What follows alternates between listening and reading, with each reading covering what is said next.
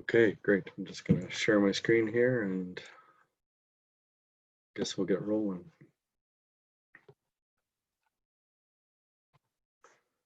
Okay.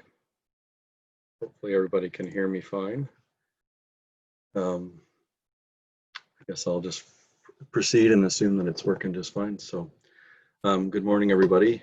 Karen Snethan asked me to speak on, I believe the title was Introduction to Edible Landscaping, but I've changed the title to Incorporating Edible Plants into Community Projects. And I want to just spend some time talking about my experience using edible plants in community projects that I've been involved in, as well as other ones that I've kind of run across in my time with Communities in Bloom. But start by introducing myself just a little bit, so you know who I am, in case you don't. Some people do, some don't, I suppose. But so I have a bunch of different hats, and sometimes those hats have kind of bleed together. But I'm a horticulturist by profession, and since March I work for as my own company, Spencer Horticultural Solutions, but I also spend a lot of time volunteering. So I'm a new Communities in Bloom Alberta judge, which is exciting and fun.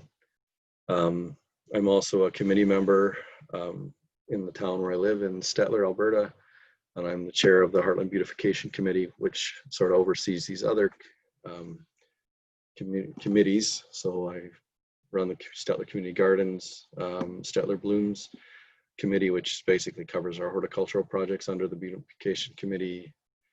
We have the Stettler Community Orchard, and as well as Stettler Trees, and I sort of pitch in other places as well. But a big part of my time in life is spent as a volunteer, and I do love volunteering. It's I prefer to give my time and my effort, and in a lot of cases blood, sweat, and frequently tears. So anyways, that's me, and this is sort of where I'm coming from when I speak to some of the projects I'm going to talk about today. So just to give you an overview, so first we're going to talk about the edible plant mental block and how to get past that, a little bit about why to use edible plants. I'm going to talk a little bit about some of the examples from the projects that we've implemented here in Stettler, and I'm proud of all of them and happy to share about all of them. I'll also highlight a few that I've run across in my time when I've been pooping around with Communities in Bloom nationally and internationally. I mean, there's lots and lots of great examples out there. So, but I'll share a few that came to mind immediately when I was trying to think of some other ones. And then I want to talk at the end sort of how to address some of those concerns that are sort of part of the mental block that comes with edible plant use. Okay. So as of 10 years ago, maybe a little further, I really wasn't a fan of using edible plants in the landscape. I had some fairly major concerns. I had made some assumptions, true or not, about sort of how people would feel about those. And so I really felt that they didn't have a place specifically. But now I am. Now I'm a fan, and almost every project that I do now includes edible plants, simply because I just think they have a valuable place there. So how do we get past the mental block? What is that mental block? What are some of the reasons that people would shy away from using edible plants in a landscape, in a project? So here's some of them, and I'll raise them here, and then I will attempt to address them at the end. So some of the concerns are, it's messy. There's always dropped fruit, and there's things falling all over the place. It wrecks vehicles. It's just a messy thing, and it's not that great. There's size issues. A lot of the plants are too small, or maybe they're incompatible with humans. You can't use them maybe as a street tree or something like that. You have to stick with something ornamental. There's waste. There's the functional use. How do you make use of a plant that is edible in a functional way? How does that fit into a landscape plan or project? What if there's potential for contamination, whether that be drift from adjacent lands and things that are happening? What happens if something edible gets contamination on it? What do you do about that? What about vandalism? People wrecking stuff or throwing apples or whatever, or they're just wrecking things? What about the potential for toxicity or poisoning? What of that? What about if it doesn't fit into the traditional landscape plan? You know, landscape people like to mow grass. Well, they don't always like to mow grass, but they mow grass because it's familiar. Flowers are pretty and we're drawn to that. And so we tend to stick with the things that we know in a landscape management plan, and we don't tend to think about eating things. So how does that tends to sort of hold us up. There are occasionally, maybe they're a poor choice. We think that they don't fit. They just don't deliver the sort of impact that we're looking for. And then there's the whole hardiness thing. Well, what about, you know, we want things to survive, and if we put an edible thing in there, what if it doesn't survive because maybe it's a little more tender, or maybe we don't actually get any of that value from it? That's legitimate, I guess. And then then there's the whole wildlife thing, encroachment or attraction. What if we have these edible plants and that draws the wildlife in, and now they're encroaching on our public spaces, and that either raises a risk or whatever, and that's a concern. Then there's the worry that wildlife themselves will damage those plants, and we'll have spent, you know, some significant dollars in putting stuff in, and the plants get damaged where, you know, a bunny eats it, or a moose comes through and chews your cherries, and you know, all these different scenarios. These are all barriers that are raised, and I have had almost every single one of those barriers brought up to me throughout the course of different projects, or I've thought of them myself. Some of those barriers are my barriers. Interesting. So are they excuses or are they legitimate? I think they're both, really. So let's deal with that. So why would we use an edible plant? So realistically, why wouldn't we use an edible plant? They can serve the same purpose as any ornamental plant, plus they bring a little bit extra to the table. They bring something to eat, they bring something to smell, to whatever. They add a value that an ornamental plant doesn't. So they are everything an ornamental plant is plus something extra. So, okay. So how do they contribute? So they provide seasonal aesthetics. So they provide color all throughout the growing. So an ornamental plant has flowers and leaves and blah, blah, blah. So does an edible plant. Well, some of them anyways. So they'll have flowers, they'll have fruit, they'll have the foliage. They provide that color. And not just in one season, but they provide it throughout. Especially if you start to look at, say, okay, they provide sources of food for birds and other wildlife. They provide sources of food for people. They provide structure and form. They provide fragrance and aroma. They really broaden the biodiversity of our parks and public spaces. And I'm not I'm not huge into biodiversity, but I think it never goes wrong. The amount of choices we have on the prairies for using in the landscape, you know, why wouldn't we try to use a few more things, especially things that are typically proven in this area, like using hardy fruiting plants and things like that. And then, of course, the contribution of edible plants comes as a food source for communities, as an individual family, or for the food bank, for homeless people, for businesses, restaurants, or whatever. All of those potential is there. And so let's take a look at some different community examples and I'm going to focus, of course, in my own community where I'm very familiar with them. And some of these worked really great. Some of these were one and dones. Some of these were pipe dreams that never went anywhere, and some were gifts that keep on giving, both in the blood, sweat, and tear category as well. Okay, so let's take a look. So this is one. So this was a park that was built in 2000 in the millennium. This is our Rotary Millennium Tree Park. We have a lot of Millennium Memorial blah, blah, blah parks in our town. But anyways, this is a blurry Google map photo. It's probably an eighth to a quarter of an acre. It's not huge. I mean, it's big enough. It was established in 2000, a bunch of mixed trees and shrubs with a couple of big rocks to add some altitude.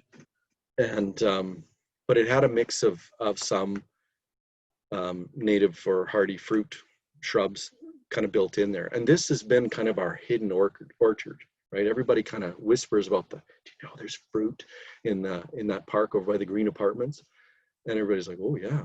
And it's like a secret, but it's not a secret because everybody does. And you can go in there and you can just load right up and pick loads of Nanking cherries or loads of Evans cherries in there, if you're tall enough or have someone else tall with you. But it's just a hidden gem. But there's edible product in there. You can go walking through the mulched paths and enjoy the pathways, and you can pick some fruit and make some tasty things to take home for your family.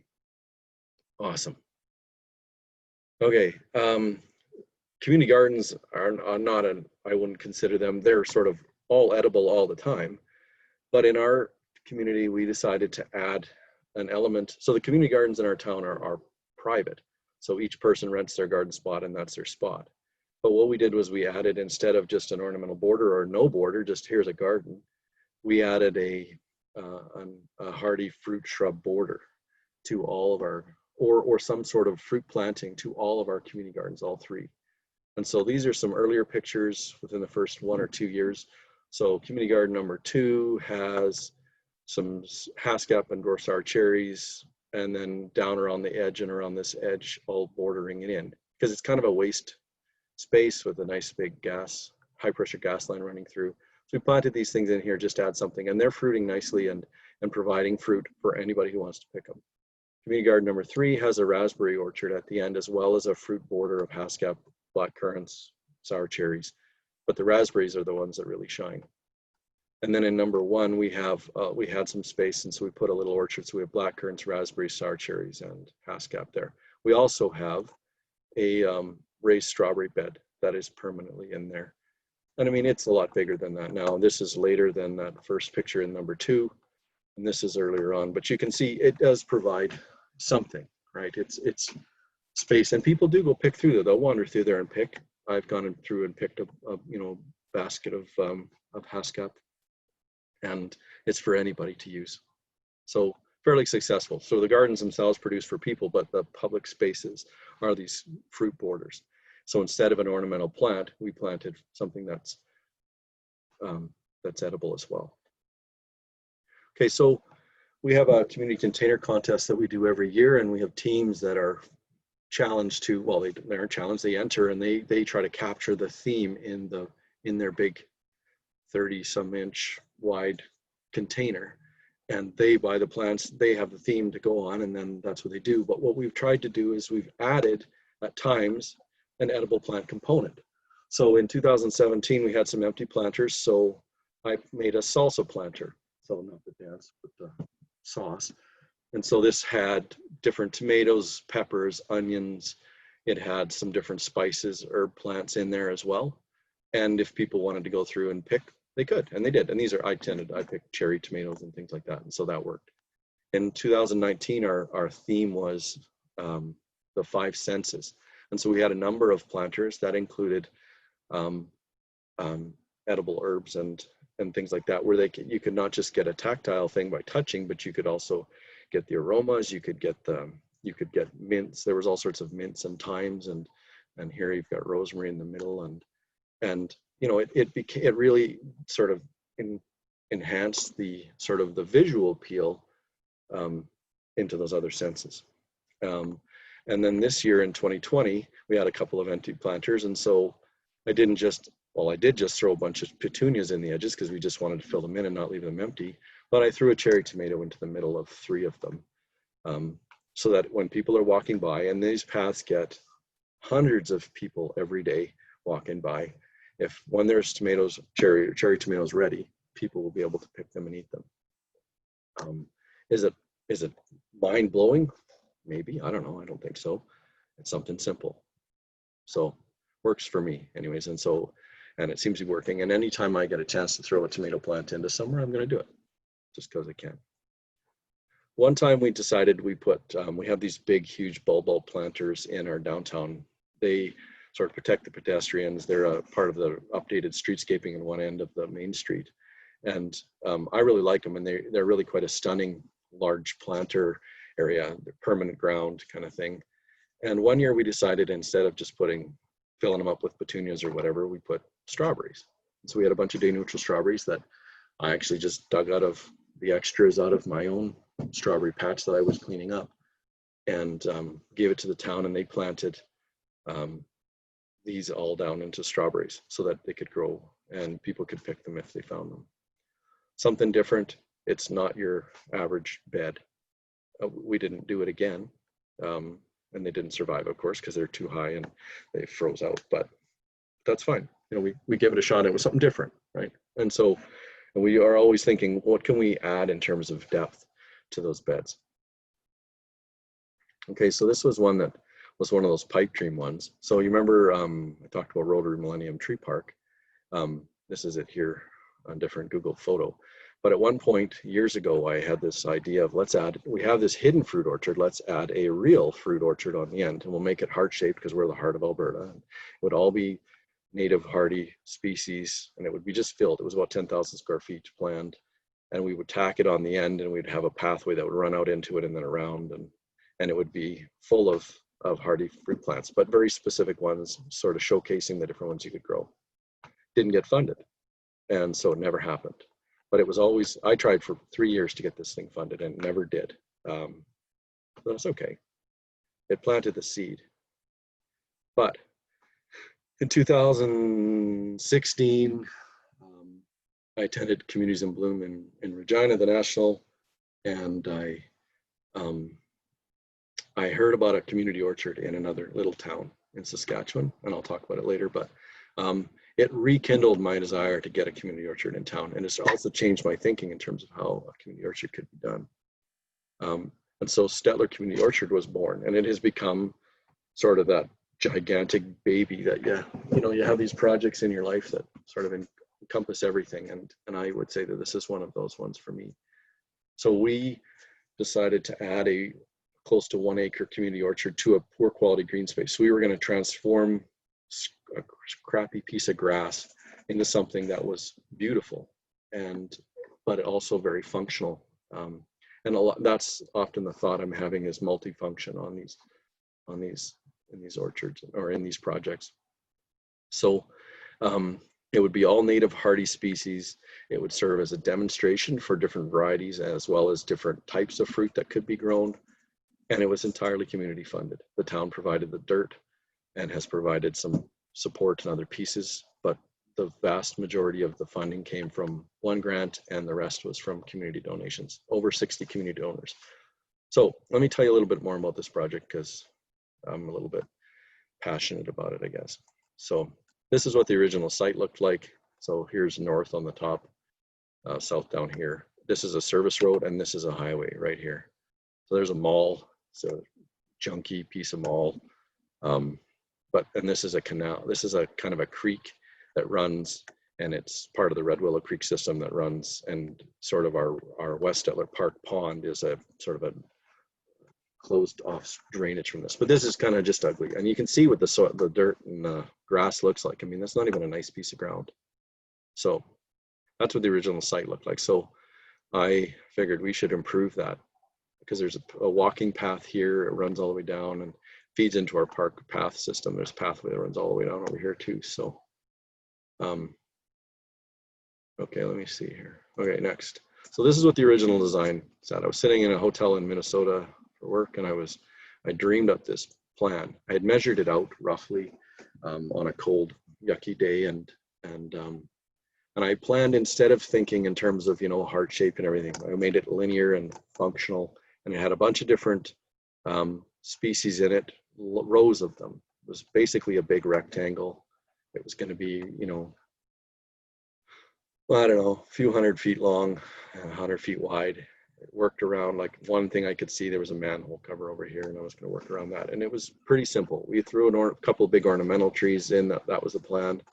And we were going to use maybe a few ornamental shrubs as well, in a woody perennial border, because in our town we have typically stuck with woody ornamentals. They are lower maintenance. We mulch the beds. Everything is done that way because the park just doesn't have the staffing to manage perennial plants quite the same way. So this was the original design. Then we ran into, this is what the utility system looks like under that site. So it does look a little bit like a crayon, like a kid went crazy with their crayons. But we've got storm line crossing, we've got a water main, like a big water line underneath, like a 12-inch line. There's a sewer line, or a sanitary line that runs in here. This is the south section of it. And there's another one here. And so, you know, all of a sudden it was like, uh-oh, we're done. But what happened was they said, just work around it. And so we redid the plans to allow us to sort of build over top of all those features, those utility features that are way deep. They're not even close to the surface. But in order to be able to access them with ease, if they needed to be, we built a plan around them. And so, so we threw a concept on there where we sort of changed things up, and we built more pathways and ornamental perennial border and things and pathways throughout to allow us to work within that. So this is the revised plan, and they got revised a few times, but the idea is that here's a water line running right through here, and this is a pathway, a mulched pathway. It's 15 feet wide total when you add the ornamental plants in, and the ornamental perennial plants can be easily dug up. Whereas I don't want them digging up an apple tree 20 years from now when we spent this time growing it, but I can live with, you know, a peony or a daylily or grass being dug up. And it adds something. So now instead of it thinking in terms of purely edible, we're thinking in terms of park and making it beautiful as well as functional.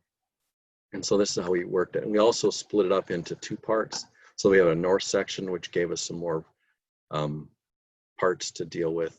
So a few species of fruit there. And then in the south one, we had a bunch of different fruit mixed in. And I'll show you some of the different stuff that's growing in there. But we built in pathways and borders and everything. So this is what the big map at the site looks like. So you can go through and you can find I want to pick Honeycrisp because those things are worth their weight in gold.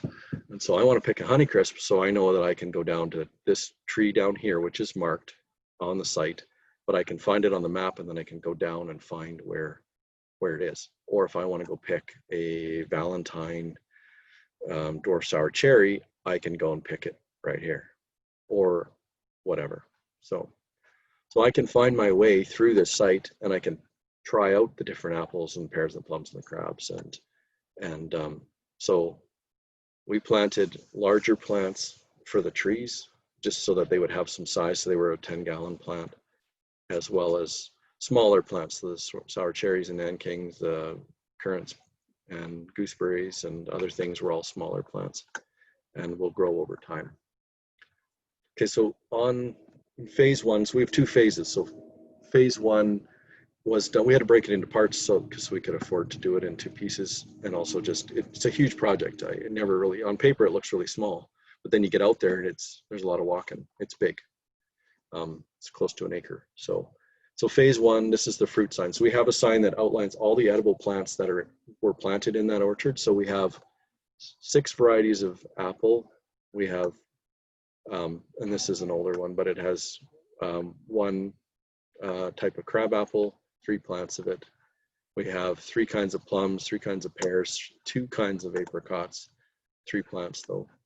We've got Nanking cherries as well as 4 dwarf sour cherries. We've got rhubarb, and then on the other side we've got raspberries. Again, this was a sort of draft sign. We planted 5 different types of grapes on the fence. So we ended up with 14 different types of fruit in phase one and over 25 different varieties. So there's lots of different choice for people to play around with and look at. We also planted 18 different varieties of daylily, 6 different peonies, because peonies are town flower, as well as some just mixed red, white, and pink ones. We planted ornamental trees, some larches, Virginia creeper on the signs. We did Carl Forster grass throughout, and over the time we've replaced some of the vines that we tried. We tried some different ones, but anyway, so there's close to 1,500, I think, perennial plants in this phase itself. So and we marked this sign as edible. I'll just note that because that's something that'll come up later. In phase two, so phase one was planted in 2018. In 2019, we did phase two in 2019, phase one in 2018. We added 14 more daylily varieties. We added some more peonies. We'd use Veronica's Speedwell. along the borders because we were trying to add more flowers that would add more to bring bees and things. We added 3 more types of fruit with 7 varieties total. And we added a couple more fruit in phase 1 where we added an elderberry and a high bush cranberry. Again, we've marked sort of the berries and then we added the ornamental stuff in here. And these signs are here so people can go through. So every bit of fruit in this orchard is marked. So either the row, if it's a bush fruit, is marked, or if it's an individual apple or pear, that plant is marked with a metal sign that says this is what this is, so they can find it. If they like it, taste it, they can try it. And I'm going to just go back to 2 slides here. One of the things in this, again, is draft, but I couldn't find the file that had the final one. But anyways, we tried to give when these things would be ripe so that people could go in and say, oh, I want to go pick September ruby. Well, I'm going to go pick it I'm going to pick it in late September then, right? Not in July or August now when they see it. Because I mean, September ruby this year is just, we have 1 tree that's actually bending over. It's so heavy with fruit, which isn't ideal, but anyways, but people are going to try that.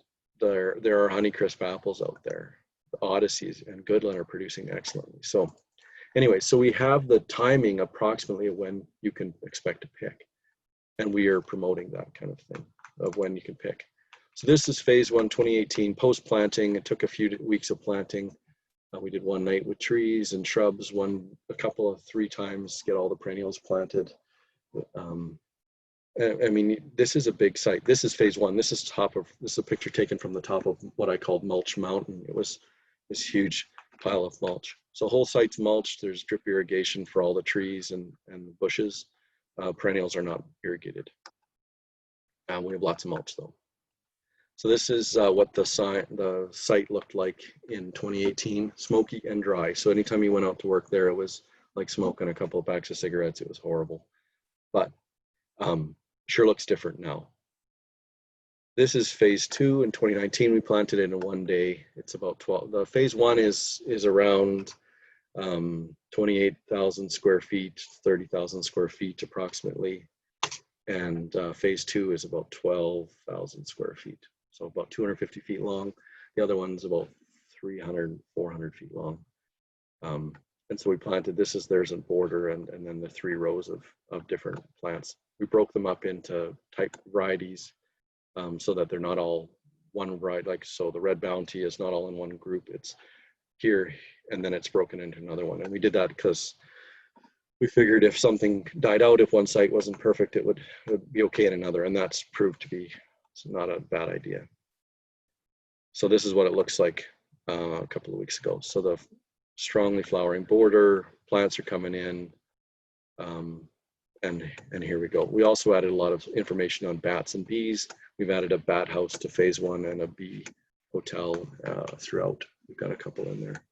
So hopefully this works. I'm going to play a little video of me walking through phase 1 and then me walking through phase 2, and I'll just sort of narrate as I go through. Hopefully it doesn't crash the internet. So anyways, this is going from north to south, just along the edge.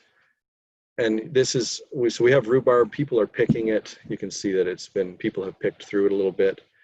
And this is sort of the ornamental border. Right where I'm walking right now would be right on top of the water line that runs, or the storm line that runs across. And then this is an ornamental area over there to the right. On my right are the black currants. In front, you can see we've got these Carl Forster grass. They're about 4.5 feet tall now and are beautiful. The peonies were stunning this year for the first year, finally. And then the daylilies are really hitting their stride. We've got gooseberries. I've got nankings a little further over from them. So we've got black currants, pink currants, and gooseberries. We've got nanking cherries. The cherries have had a tough go. We had some moose come through. Mom and her babies came through and ate a couple of sections of cherry, but they're all alive. They're just taking their time to get there. We added in about 400 truckloads of soil. Despite that, we do have some drainage issues. In the back, you can see the bigger trees over here. Those are the different apples, pears, plums, crabs, and apricots. We also on the fence have the Virginia creeper on the outside and the grapes on the inside. I mean, we're struggling. Weeds are pretty good. We have a lot of mulch, which helps, but some slopes areas are pretty bad.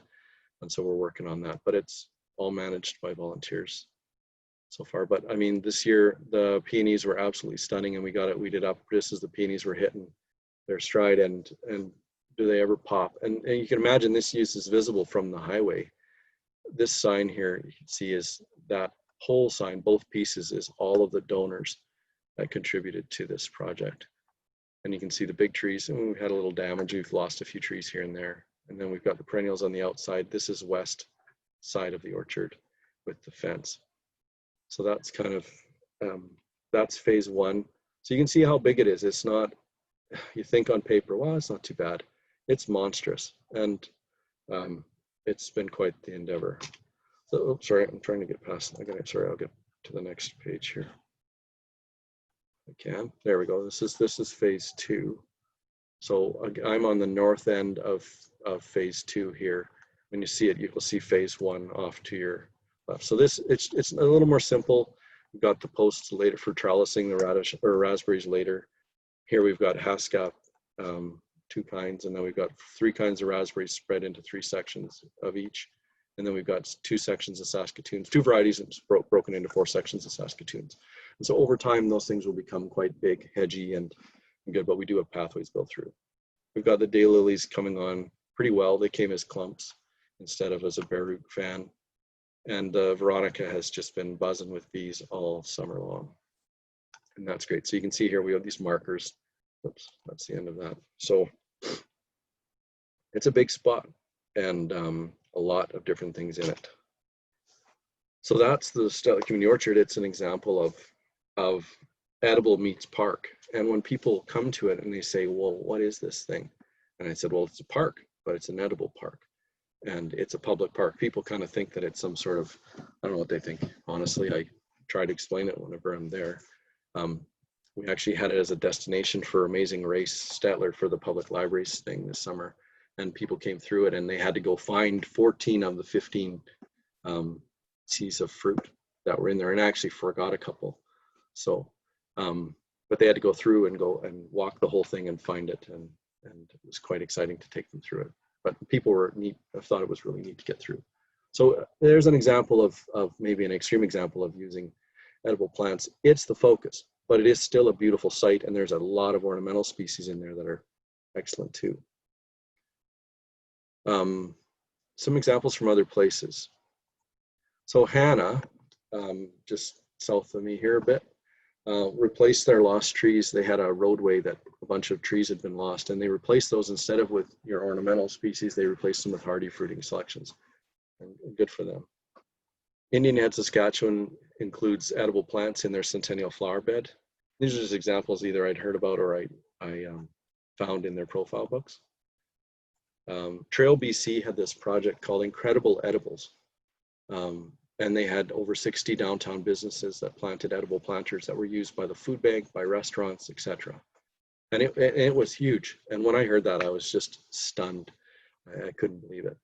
It's not something that we've ever attempted to do, partially because our downtown we're a small town, and downtown tends to die at night, but that's okay. Ituna, Saskatchewan was my inspiration for revisiting the community orchard project, and they planted a community orchard. And it got me thinking again about the potential for something like that in a community and what that could bring and mean. So there are lots of examples out there. And I mean, I'm sure you can think of a few. And most of them are really simple. Using edible plants can be that simple. But really all it comes down to is taking edible plants and just incorporating them into the landscape, and then making use of their unique features. So what about all those concerns or barriers that I talked about? How do you address them? Because they're legitimate. I mean, yeah, they're excuses in some cases. And I'll be honest, when say the community orchard was coming up and we were pitching it to the community to get support financially, like people stepped up and paid money themselves to support it, not just businesses. People raised some of those concerns directly. I live like a couple blocks from the orchard, and I had neighbors that raised concerns to me. They phoned me up and raised them, and they were legitimate. And I had to consider those concerns when we were building the plan. And so we worked to mitigate those. And so how do we deal with them? So when we say things are messy, So what? Everything's messy. You deadhead flowers, so why wouldn't you just accept that fruit fall? So you got to clean it up. That's fine. I mean, come up with a plan. If there are size issues, build on the strengths of the plants. Use them in the right space. I mean, you don't plant an ornamental shrub and expect it to provide a tree.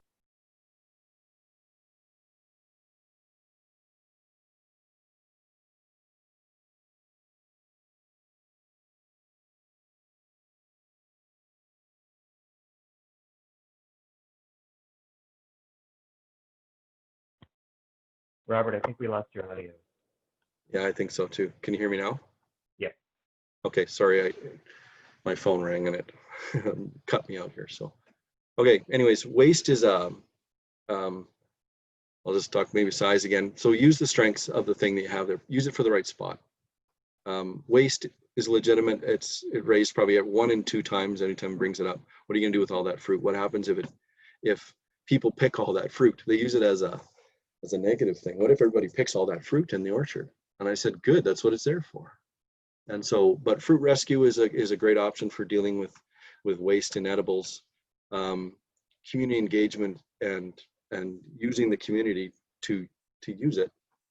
That's what you do. So make the plan. Our plan, as things start to produce more, is to advertise more and to let people know that stuff is ready or coming ready, and so they can start picking. We have people picking mushrooms out of that site because there are a bunch of morel mushrooms coming up through there, and now they know, and they come in and pick all through the early summer and are super excited about it.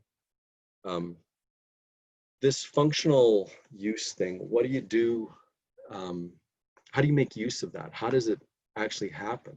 If you plant something that's edible in a site, I mean, you can appreciate it, but how do you get people to actually use it for what it's for? And you have a plan. So if it's something that isn't going to be easily just kind of picked as somebody's walking through, then you need to have a plan to address that. So whether you connect with a food bank or have a community group that's going to pick that and deal with it, have a plan, and then you'll make use of that. Contamination is a concern, like whether it be drift or whether it be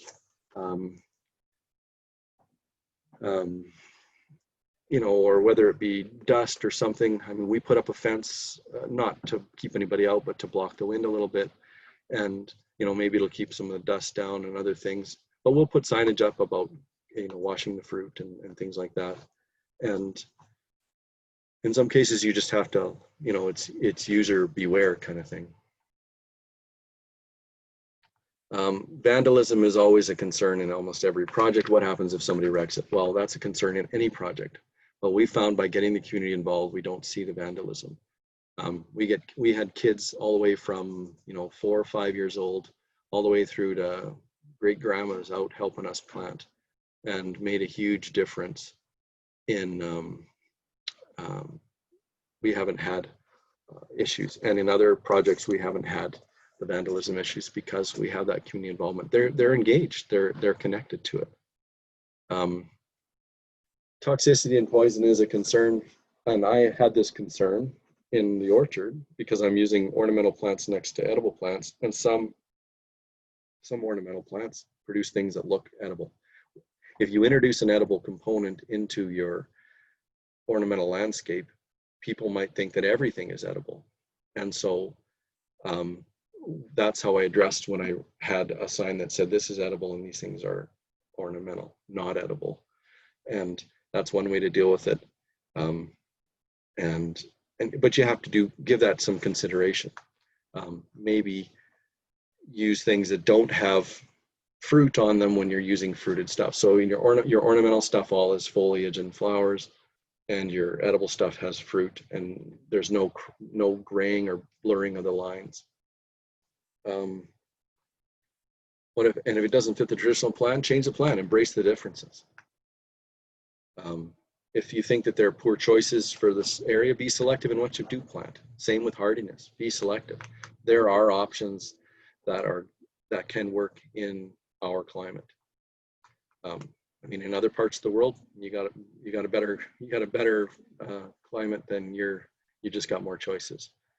And when it comes to wildlife, this was a concern. This is what my neighbors were bringing up. What about the skunks? Like, because we were having skunk issues in our neighborhood. And what about all that fruit's going to draw all those skunks in there? And I'm thinking, we'll deal with that through pick and clean.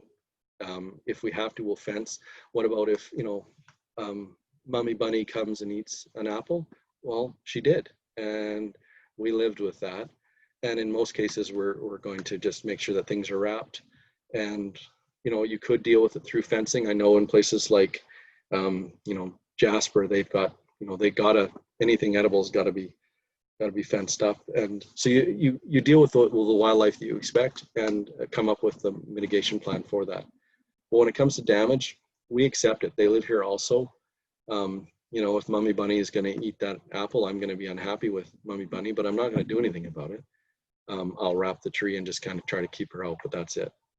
With the moose, yeah, you try to tell a moose not to do what they're going to do, and good luck with that. But basically, when it came to wildlife damage, we accept that, and we accept that risk. When we planted phase 2, we broke up our raspberries and our Saskatoon berries so that if Mommy Moose came through and chewed on one variety of Saskatoons, we already had another one in another place, and hopefully she'd be full by the time she got to the end. And so far, no problems. And so, in some cases, you just got to let things go and accept that that's going to be a part of the problem. Birds, same thing. We're likely going to see bird problems in our berries eventually, but you know what? Birds live here too, and that's just fine. So the question, is it a park or is it edible? And why can't it be both? And that's where I'll sort of leave it at this point. And I'll open it up to questions if anybody has any.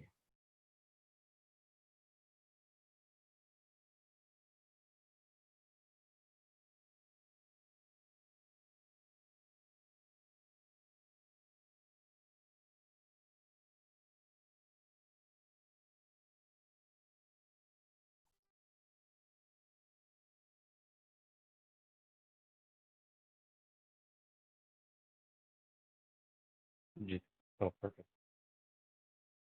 From Melody and Sexsmith, what grant did you access, Ross? Sorry, could you repeat that? I didn't quite hear you there. Sorry, what grant did you access? Okay, yeah. For the orchard, we used, our most success has been through the TD Friends of the Environment Foundation grants. They have, you can often get an environmental component, or we got a couple of our community gardens built that way, and the community orchard the same way. But we tried all sorts of different ones. We tried the co-op community spaces one. We tried a whole bunch of different ones, and we might have gotten in with, say, like through Trees Canada, there was one, but we didn't qualify because we're too far. The CN, we weren't, and like CN had one, and we couldn't qualify because the CN line ends just west of us.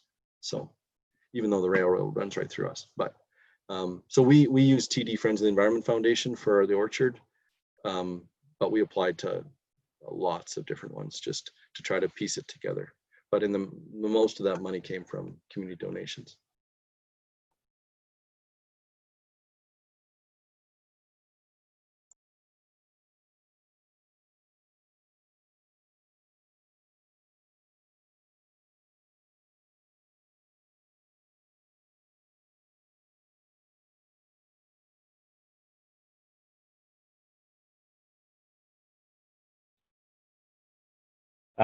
Another question from Melody. Have you had enough volunteer help, and how did you get community engagement for it? Well, my family might debate that we've had enough community help, but we've, from the get-go with the orchard anyways, we have involved the community. We've called them out for work bees. We had lots of people come to help plant. I have a really good committee that steps up and helps me with my projects, and I help them with theirs. And right now at the orchard, our main job is weeding. And so we have weeding bees where people will come out, and we try to manage things as best we can. But I mean, it comes down to, we promote through social media. We try to keep people informed of what's going on. We try to let them know what's happening, and then we just call and ask out. I mean, we could do better and bring in more people, I suppose, but in the end, I mean, we we do the best we can with what we have, and it still looks okay. So we'll continue to work that angle where we invite people to come out and help us weed. I try to spin it as, come spend an evening among the, the waving grasses and the blooming flowers, and bring mosquito repellent, and don't worry about talking, I'll take care of that. And sometimes people come, and it's okay. It works out pretty good.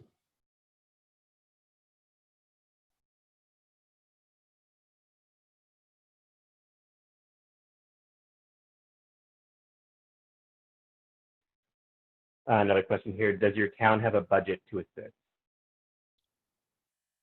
Like our beautification committee has I'm not sure if it's a small budget or a large budget. We get about $20,000 a year for all of our projects, which includes Communities in Bloom and other things. But for sort of the ongoing, for our Bloom projects, for those things, and we have about 5,000 a year, which we don't always use. But we're not, since the project, like since the orchard was built, it was built all on funds from outside of that, from the donations and stuff, and it's not taking any money really to maintain much. I mean, we're using a little bit of money to, like, we replaced a couple trees this year, and that kind of thing, but otherwise but our committee itself has a budget from the town. We're a town appointed committee, where we apply for a budget every year, but it's not huge. And again, it's for all of our projects, not just these Bloom ones.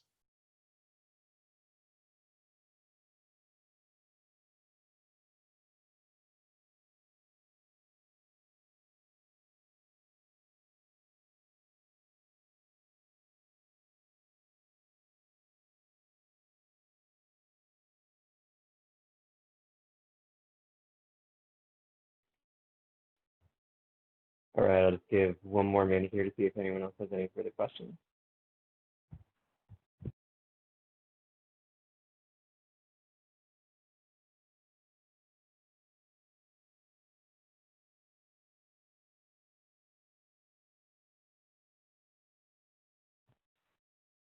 All right, hearing none, I guess we will call that the end of our webinar for today. Thank you again to Rob Spencer for doing this webinar for Communities in Bloom. Again, the recording will be posted on the Alberta Communities in Bloom website, and thanks to everyone for attending today.